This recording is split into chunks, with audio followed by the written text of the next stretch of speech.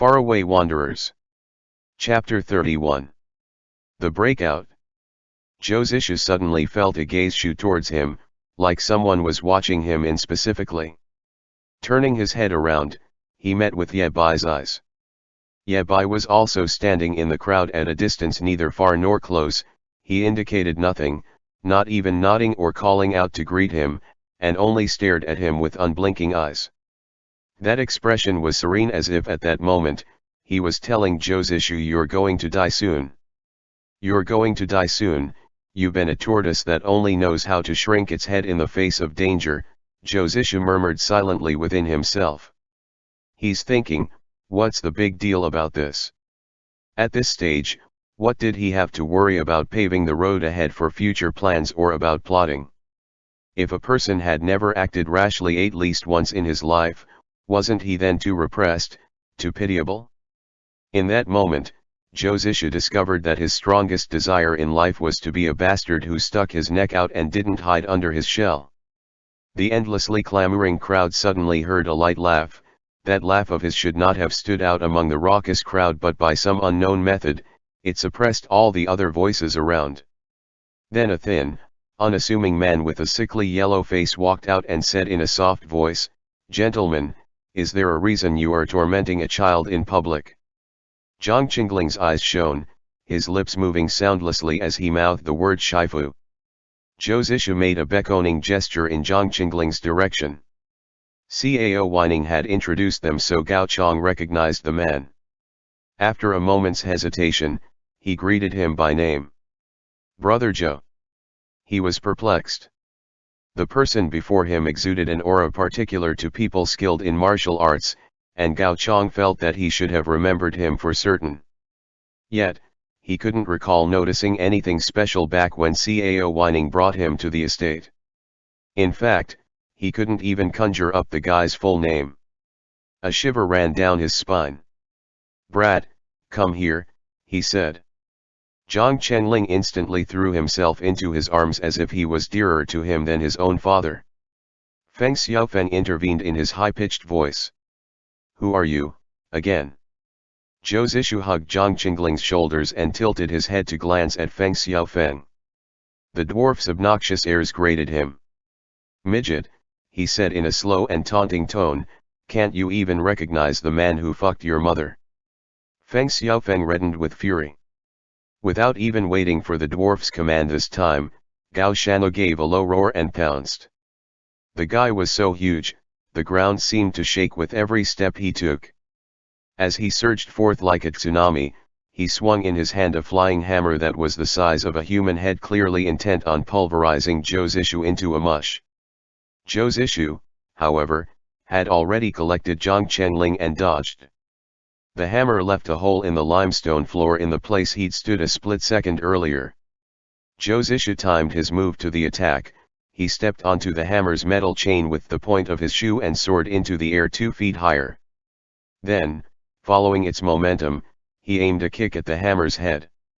Having missed his first strike, Gao Shanu brandished his weapon again. It made a whooshing sound as he swiped it crosswise. From his impartial front row seat, Gao Chong noted the excellence of the guy's Qinggong. Such speed whilst holding onto another person was a remarkable feat. The bond between those two was quite strange. The giant seemed to treat anybody who dared insult Feng Xiaofeng as an enemy who had slain his own father. Josishu's form flickered and was no longer in the same place, casually bringing Zhang Chenling with him. The meteor hammer slammed into the ground and smashed a huge pit into the bluestone tile. Gao Chong looked on with a detached eye, getting the sense that this man's Qinggong had reached the stage of perfection, as he still had such a speed while holding someone. As Gao Shanu's hit failed to land, he raised his arm and swept the hammer out again with a whiz. Josishu kept watch for the timing carefully, then used the tip of his toes to lightly nudge its chain up a little bit, pulling it another 2 chi. Then, going along with the path the weapon's swing was taking, he added a kick to the hammer's head. It was unknown how much strength he used for it, but by the time people reacted, the hammer was already circling back and flinging itself straight towards its owner. Gao Shanu didn't have a very nimble figure, so he truly wasn't able to avoid it. In a fit of desperation, he braced his entire body, shrunk back his head, and barely managed to lean to the side. With a huge shout, he used his shoulder to take the blow, and his entire person flew out from the hammer strike and got thrown down to the ground. Feng Xiaofeng screeched as if he was the one struck.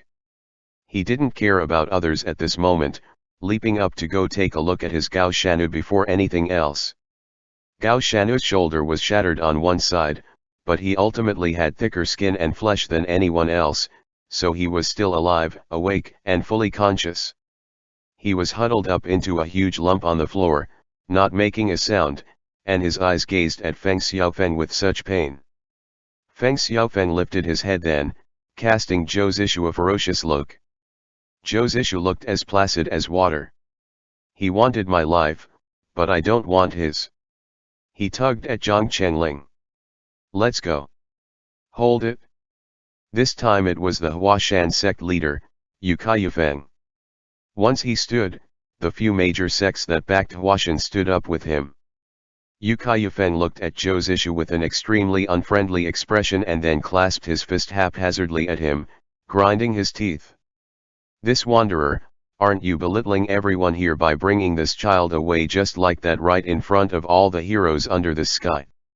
Zhou Zishu shot him a glance. So, what should I do, according to sect leader Yu? He asked with indifference. You can go, Yu Kaiyufeng said, but first, let him explain why people keep hunting him down. Whether the Zhang family has anything to do with lapis armor. And who has the lapis armor right now? Zhou Zishu looked at this embittered Huashan sect leader with a superficial smile. He lowered his head to question Zhang Chenling. Do you know what he's talking about? Zhang Chenling pursed his lips and shook his head. Do you want to say anything about what he asked you? Zhou Zishu questioned once more. Zhang Chenling reached out and cautiously tugged at his clothes, not saying a word. Zhou Zishu nodded, turning his head back to Yu Kaiyufeng. Patriarch Yu. What you've asked, he can't answer. Let's just leave it at that, and any of our future meetings will be fine. Finished speaking, he pulled at Zhang Chenling and lifted his foot to walk away. Behind Yu Kuifeng, the Kanshan sect leader Huang Daoran chuckled coldly, this lad is too arrogant. And took the lead in causing him difficulty. This Huang Daoran had unassuming features, with a dark face that was very oddly shaped, yet he loved to carry that folding fan all year round, always lurking behind Yu Kaiyufeng pretending to be one of culture. Whoever knew what he was thinking, yet he didn't conceal his hand as he struck at this moment like a giant potato flung towards them. Zhou Zishu scoffed internally. It was technically correct to say that he was arrogant. These crowd only knew how to cluck and titter like mother hens and he did not respect a single one of them. As Huang Daoran's first blow arrived, Zhou Zishu did not even let go of Zhang Chengling's hand. In a flash, the two men had already exchanged innumerable blows, a blur to the crowd. Then Huang Daoran gave a low sound of pain and retreated 3 steps. Blood burst forth from his mount as he fell on his ass. He had turned into one withered up potato. Alarmed cries of sect leader and Shifu rose at once. Yu Kaiyufeng had anxiety in his eyes, pointing a finger at Zhou Zishu. What crooked, evil path did you come from? Are you an affiliate of those ghosts? Don't let him get away. They couldn't beat him, so they pinned falsehood to him. The corner of Zhou Zishu's lips twitched. He picked Zhang Chenling up and got a few zhang away in the blink of an eye, as he had no intention of quarreling further with them. The scene was in chaos, there was Cao whining stuttering as he defended him, others like Gao Chong and Zhao Jing remaining silent with unknown intentions, and there was a bunch of idiots led by Yu Kaiyufeng who were following after him to cause trouble for reasons unclear. The humongous fuss was akin to a market full of dogs. Zhou Zishu maneuvered through the throng of people like a spirit, occasionally striking out and dispatching a few that ran into him. The kid in his arms, due to his connection to the lapis armor, had pretty much become a hunk of meat everyone wanted to take a bite of. Yu Kaiyufeng suddenly seemed to be the reincarnation of a rabid dog, as he was pursuing him from behind relentlessly. Zhou Zishu only felt that this Huashan sect leader was after him like an old hag, unwilling to let it go. His heart burned with rage.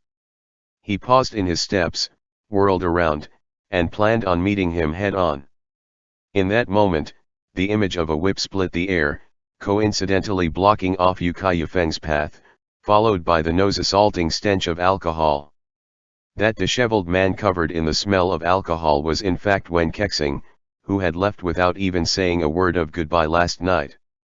Wen Kexing's eyes were completely bloodshot, his steps clumsy with the sloppiness unique to drunkards. He smiled lecherously at Zhou Zishu, intending to posture himself charismatically, alluringly, but it was ruined by a drunken bleat as he said, "Asu, leave first. I'll help you stop them." Before he even finished his sentence, he stumbled, looking like a tumbler doll in the wind with his head bobbing and tail end swaying, causing the onlooker to worry, and yet he dodged all the blows Yu Kaiyufeng struck at him. While he careened back and forth, the whip in his hand flung out chaotically, and through mysterious means, very coincidentally wound around Yu Kaiyufeng's calf. While everyone was watching, the Huashan sect leader tripped and did a huge face plant. Wen Kexing rubbed at his eyes with vigor, walking on soft, noodle-like legs as he stepped like he was doing the Yang dance, and simultaneously cocked his head to peer at the utterly indignant Yu Kaiyufeng. He waved his hand in front of the other's eyes, his tongue thick as he spoke. "Hey, that's two heads. You drink too much, too. Why are you on the floor?" Seeing this, Zhou Zishu shook his head internally. He got the sense that Huashan sect was going to become irreconcilable enemies with Wen Kexing this time around.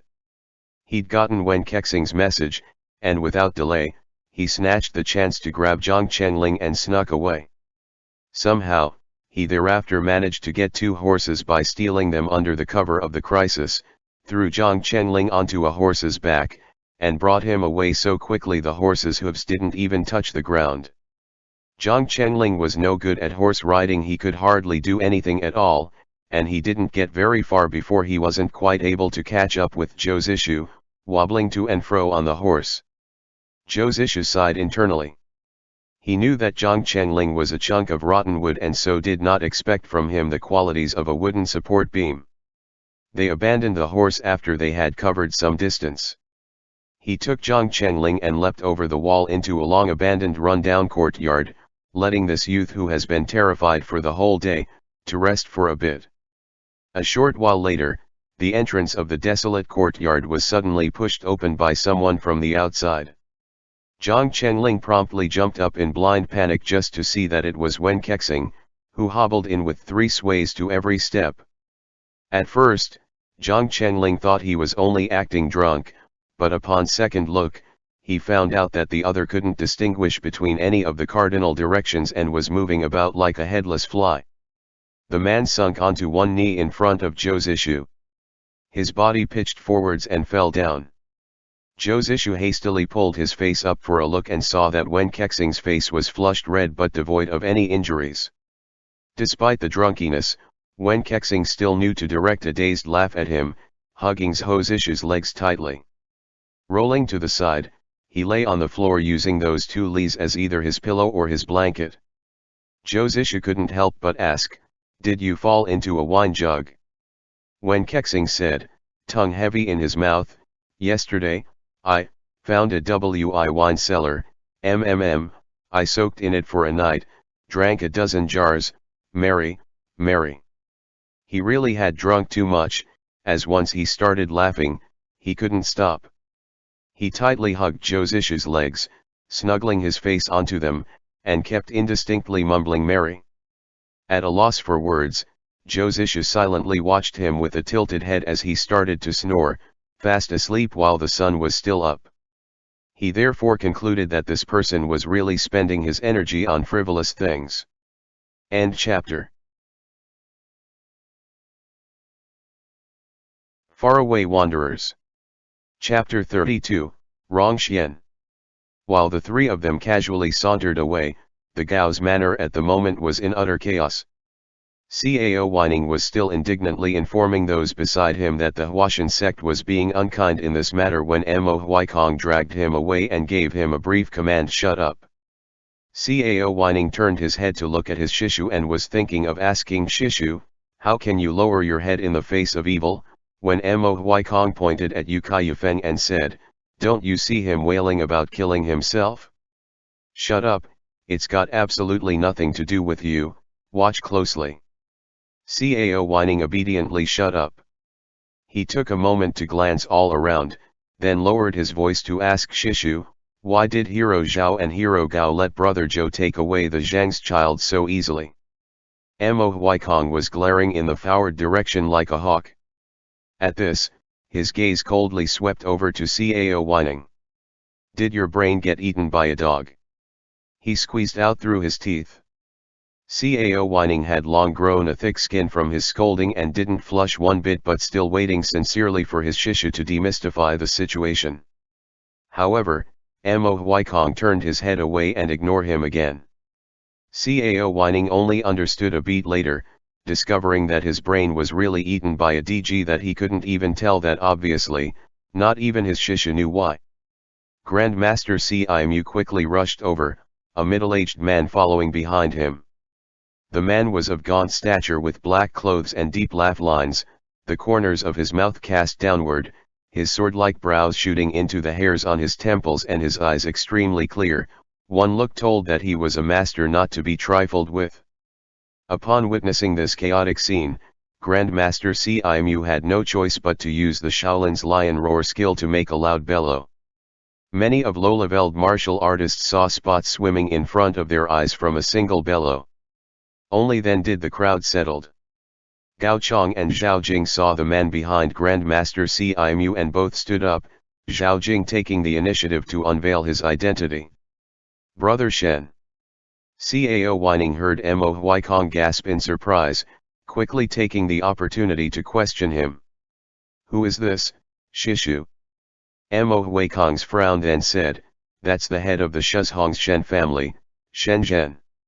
He is usually like a maiden, never leaving his house at all, staying indoors to maintain his pale face. He's only ever scared of the sun tanning his skin. Why is he willing to risk his tender skin to brave the sun in Dongting so far away from home today? It's truly a miracle." Cao Whining had never heard of this person, so he just made a dumb-sounding "ah." Mo Huaikong could not tolerate his dull manner and glared at him, ultimately explaining, "Most of you youngsters wouldn't know. The 5 major clans with the greatest reputation in the Jianghu were the Zhangs of Jiangnan, the Zhaos of Taihu, the Gaos of Dongting, the Shens of Shuzhong and the Lus of Taixing. Though nowadays, apart from Gao Chong and Zhao Jing, all that's left of the Zhang family is one person. The Shen clan has already retired from Jianghu and washed its hands of all matters, and there's no one left of the Lus. The 5 major clans have long lost their might and most of the younger generation no longer remember them." Cao Whining counted them on his fingers. "Something's wrong, Shishu. Counting the Zhang's descendant, that's only 4 surnames here.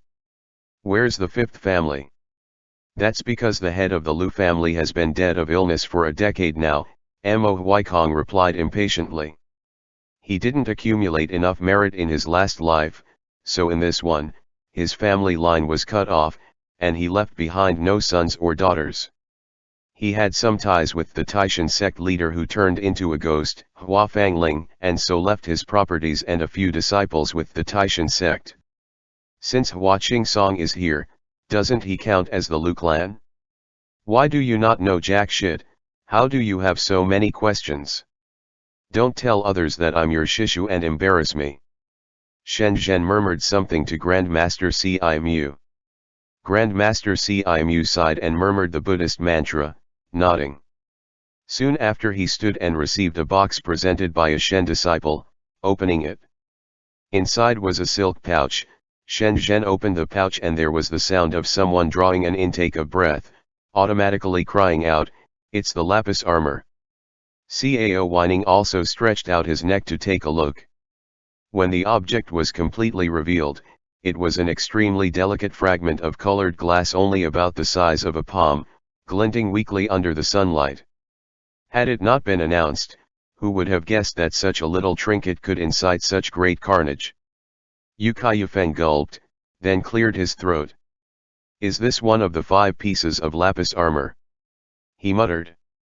"Absolutely," Shen Zhen replied, turning his gaze to Gao Chong. Gao Chong's expression was inscrutable. After a long moment of silence, he spoke to Deng Quan at his side. "There's a secret compartment on the cupboard to the left of the door in my study, behind the copy of the book if writes on the 3rd shelf. Open it and bring whatever's inside to me." Deng Quan accepted the order, not understanding the reason for this. He returned a moment later with a small box in his hands. Gao Chong took it, sighed, then opened it in front of the crowd, putting it side by side with Shen Zhen's small case. Just like this, 2 pieces of the lapis armor from legend thus made a public appearance. As things have gotten to this point, this aging old man owes everyone explanation, Gao Chong announced. "It is indeed true that there are 5 pieces to the lapis armor and each of us 5 was holding one all these years. Brother Lu met his early death a few years back, thus delivering his piece to warrior Hua, sect leader of Taishan. Unexpectedly, though, that would attract the calamity of death upon him." Grand Master Cimu grabbed onto the subject. "Amitba. This old monk also knows a little bit about that incident." Everyone's eyes turned to this kind-looking, entirely white-haired senior Shaolin monk. "I'm unsure if anyone present here still remembers that disaster that happened to the pugilist world 30 years ago," they all heard him say. As soon as that statement came out, the looks on some of the older generation's faces immediately changed. Even Ye Bai, who had seemed to be spectating the occasion on the side all this time, lifted his head slightly. At the same time, Zhou Zishu was telling old stories of the Zhang family to the clueless Zhang Chengling from his memory. When Kexing was passed out at the side, having been kicked away by Zhou Zishu yet still tightly gripping his sleeve, not letting go, lying there sprawled out on his back and utterly unpresentable. At the time Zhou Zishu had been dragged out by Cao whining in the morning, he had just been about to eat a little something, though he hadn't the time to in the end and had no choice but to bundle it up and put it away. He took it and gave it to Zhang Chengling, watching the youth devour it down quickly. "I only have general knowledge of what happened 30 years ago. It was around the time your father was still young. There was a martial genius in Jianghu named RONG Star. With his long sword, he rarely met a worthy opponent within the 4 seas, and was fond of wandering around and making friends from all sides. Supposedly, he was very close with the younger generation of the 5 major clans back then. Nowadays, the 5 major clans never speak of him, but as a descendant of the Zhang family, you should know about this too, right?" Zhang Chengling nodded, bits of snacks still around his mouth. "But my father never mentioned him. It wasn't just your dad that didn't, his name has been taboo for the past 30 years. Zhou Zishu sighed before continuing. Rong Xian got married later on. His wife was an outstanding young lady and extremely beautiful, who came from the Divine Medicine Valley. He suddenly paused at this point and lowered his head to glance at Wen Kexing, thinking to himself, he was also born of the Divine Medicine Valley. Was this a coincidence, too? When he raised his head, Zhang Chengling was in the middle of staring at him unblinkingly, waiting for him to continue. Zhou Zishu had some suspicions but was not going to reveal them in front of him. The two were deeply in love, he continued, and were a heavenly match, but one day, Rong Xian's wife was murdered. Zhang Chengling froze, then asked a silly question. Why? Zhou Zishu laughed. Was a justification needed to kill someone? He thought it over before he explained. Most likely. An average man is guiltless, but being talented is a crime. I never saw Rong Xian's swordsmanship, only hearing that it truly lives up to being unprecedented and impossible to replicate. He hadn't yet reached 30 when he started a sect and invented the renowned Feng Shan sword. The inability to see the Fengshan sword technique that split the mountains and divided the sea back then in action is also one of life's greatest regret. His Fengshan sword style was split into two volumes, the first was a martial core method, and the second was a sword technique. The latter was his creation, while the former was said to be from an ancient manual passed down in secret that he happened to obtain. You should know, the words peerless master alone can drive people to madness. What happened after? Zhang Chenling asked. After, Rong Xian's immense grief was enough to put him into a chi deviation, his nature changed greatly, and he started killing innocents.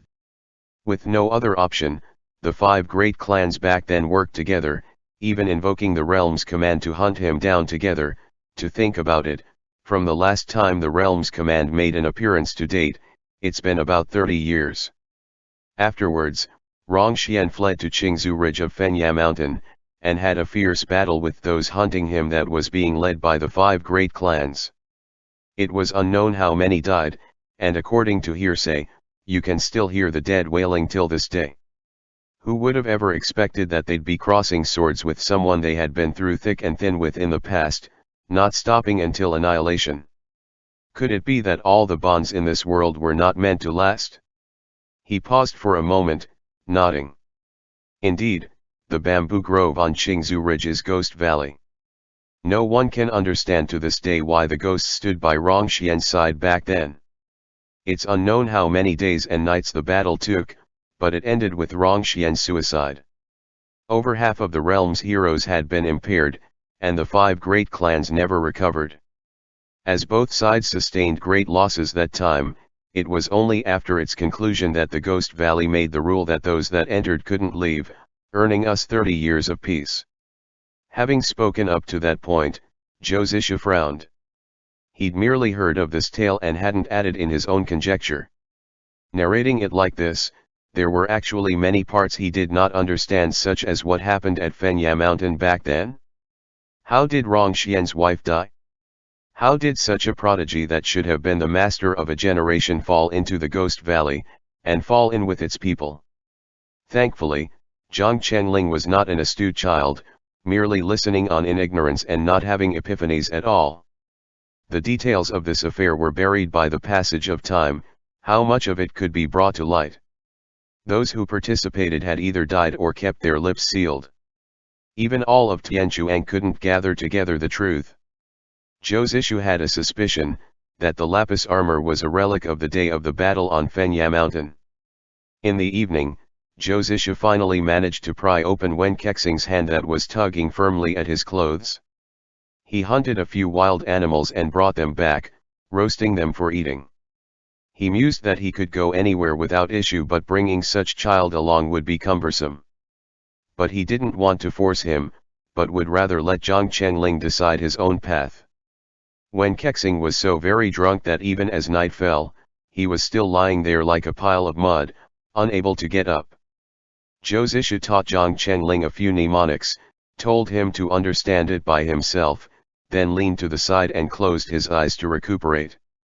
He didn't know how long had passed since he dozed off, but suddenly, he sensed a single hand feeling about his body, very sneakily trying to undo the buttons on his upper clothes. Zhou Zishu grasped the person by the wrist, opening his eyes. Wen Kexing was still a bit drunk at the moment.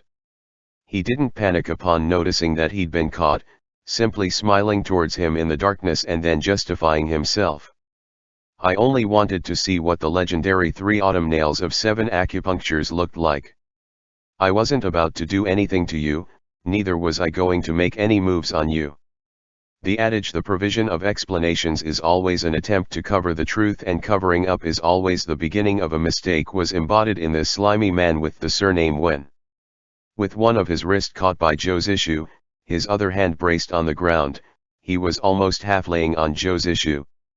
Zhang Chenling was already sleeping like the dead, their breaths and words were as quiet as they could make them, and in the darkness, there was a suggestiveness to them that could not be defined.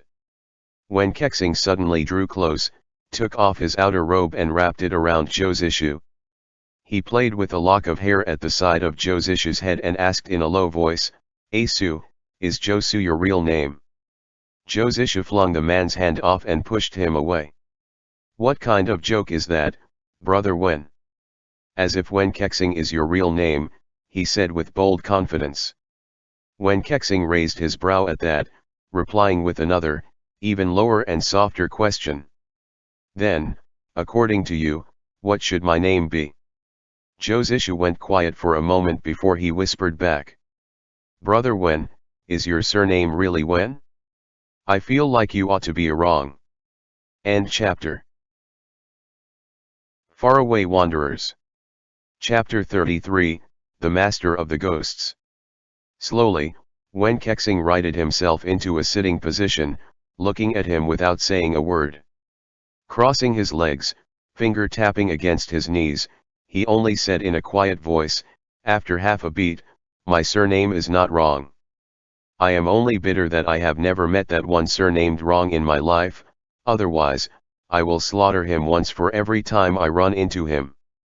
Zhou Zishu's face was devoid of any surprise. Upon hearing this, he paused, before his speech slowed as he said, oh? Looks like I have guessed wrongly, then, I thought that the current master of Ghost Valley is a Wrong family descendant.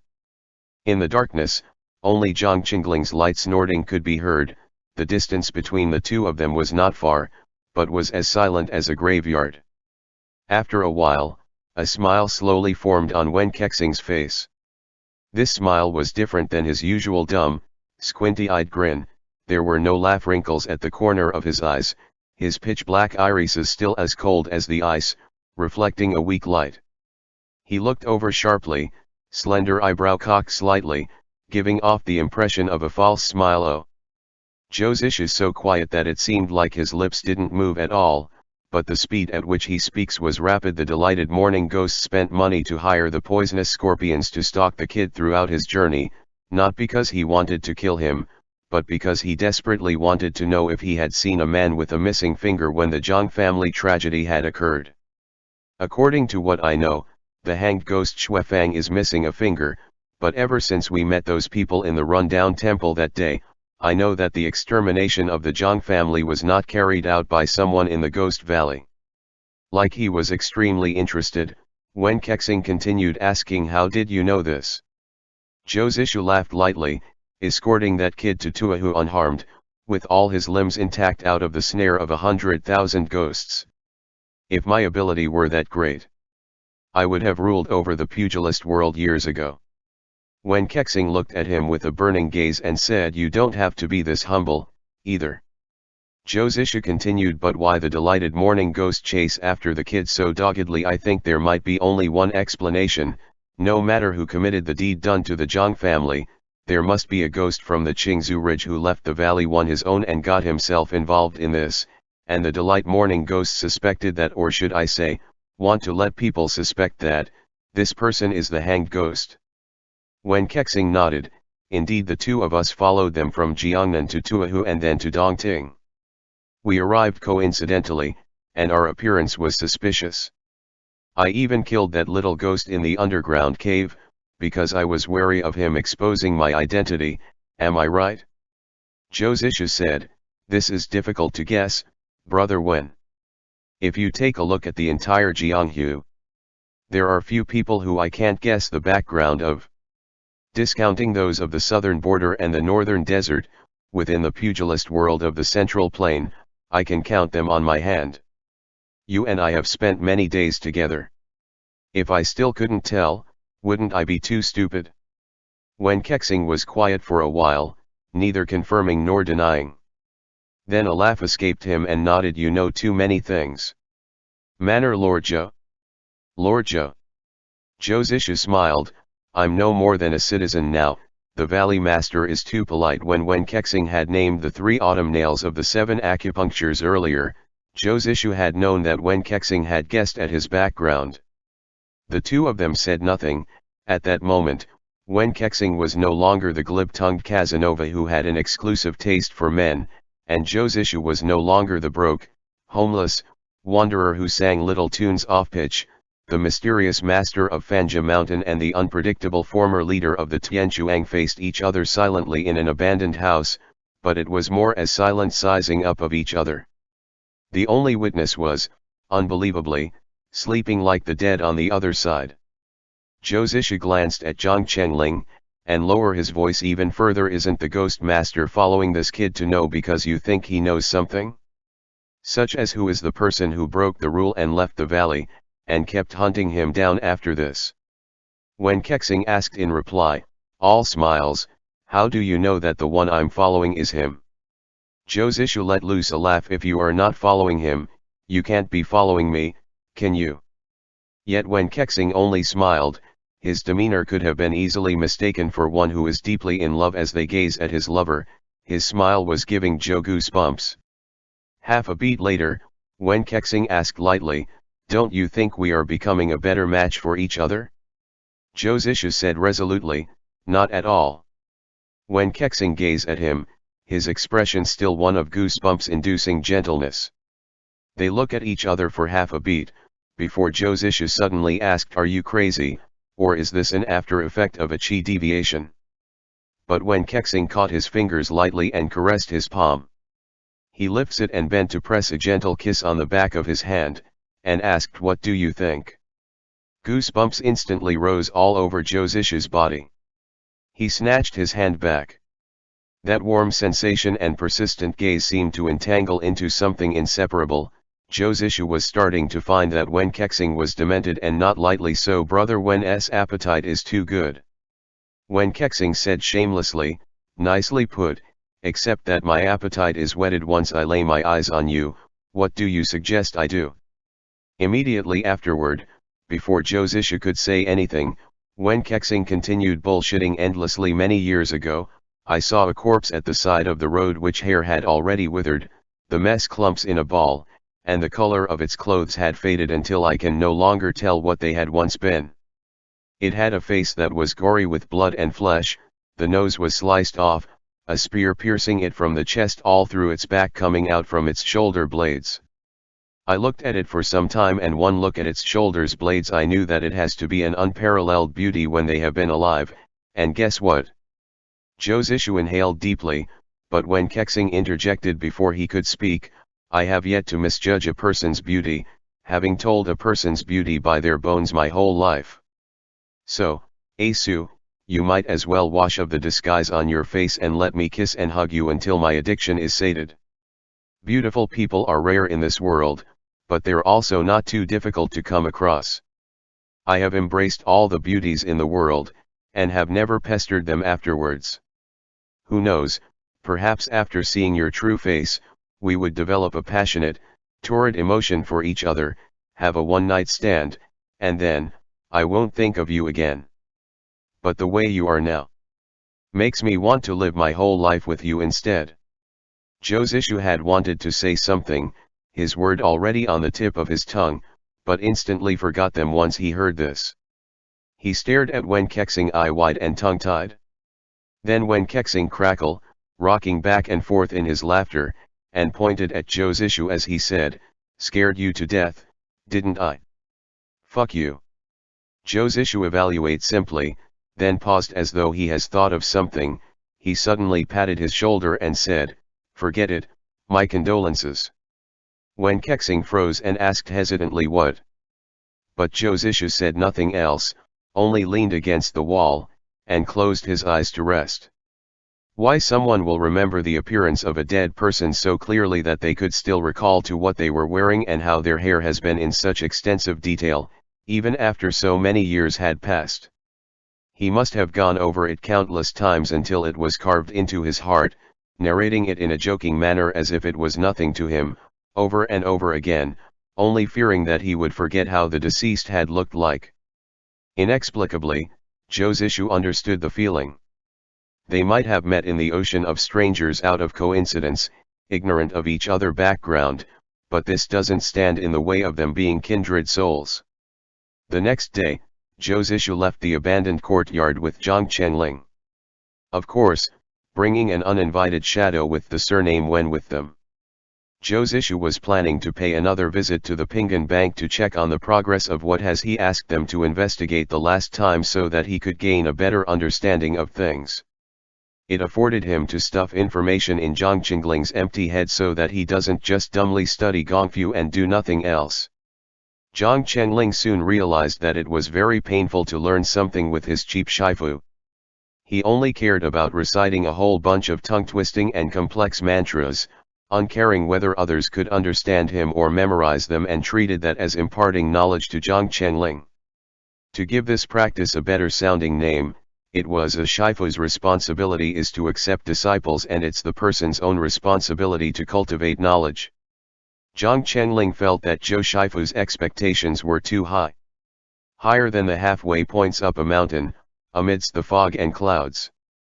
His head was even more muddled, his eyes rolling back in his head as he falteringly recited the mantras. Zhou Zishu was very annoyed at his dumb look and swatted him on the back of his head, scolding, "Are you reciting formulas or hanging yourself?"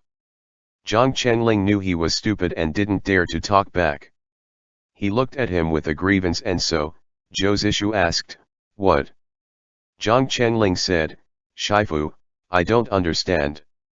Zhou Zishu inhaled deeply, feeling that since he had accepted Zhang Qinling calling him Shifu, he should have some patience with him. And so, he suppressed his temper, talked slowly and asked with what he felt was great patience, "Which part of it do you not understand?" Zhang Qinling glanced at him and lowered his head silently, and mumbled, "All of it?" Zhou Zishu silently looked away. After holding it for a long time, he couldn't help it, saying, "Kid, is that thing on top of your neck a head or a chamber pot?" Off to one side, Wen Kexing was enjoying the show. Witnessing the situation, he went over to pull them apart, imagining himself to be the kind father beside a strict mother. Half pleased with himself and half smug, he told Zhou Zishu merrily, "That's enough. Do you know how to teach your disciple? Even the smartest disciple will turn dumb with how much you reprimand him." Zhou Zishu said, "Why would I not know how to? I single-handedly taught my Shidi all what he knew." Wen Kexing's eyes widened slightly and asked, curious, "So, what do you do when your Shidi can't recite the matras, or get the technique right?" This was quite some time ago. Zhou Zishu frowned. He tried to recall and said, "I made him copy 300 times the rudimentary mantra for practicing Qi that every new disciple accepted into our sect to learn. If he couldn't get it, he could practice at his own pace. If he still didn't get it, he didn't get to eat.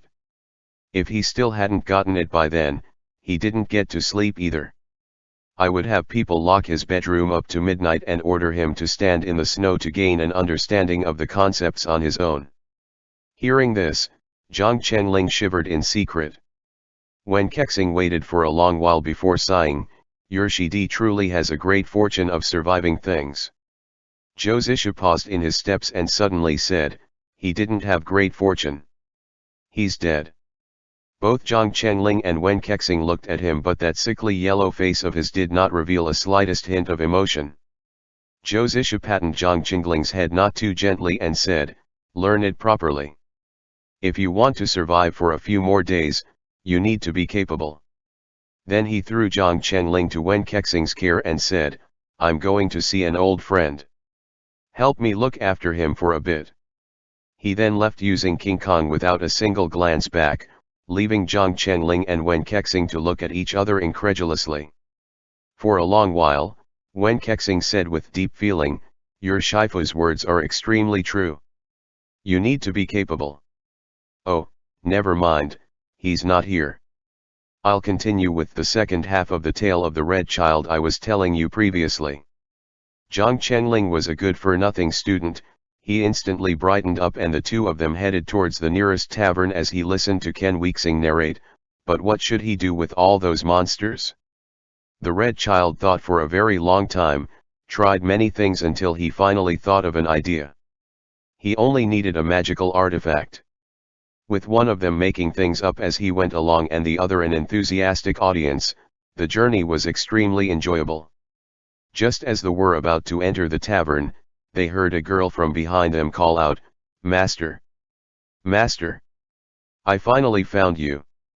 Wen Kexing and Zhang Qinling turned around and saw Goose Yang skipping towards them. Following behind her was Cao Weining. When Kexing could not come up with an explanation for how these two ended up together, but before he could even ask, Gu Xiang chattered on like beans spilling from a cup, I couldn't find you yesterday, so I went to look for you. I heard from Big Brother Cao that you and Josu brought that Zhang kid away and he volunteered to come with me to look for you. Cao whining grinned dumbly and repeated, it is my pleasure, it is my pleasure. Gu Xiang continued, Master, Big Brother Cao is not only righteous but also very knowledgeable. Let me tell you. When Kexing simply wanted to pretend he didn't know the two of them, and pulled Zhang Chengling and walked into the tavern. End chapter.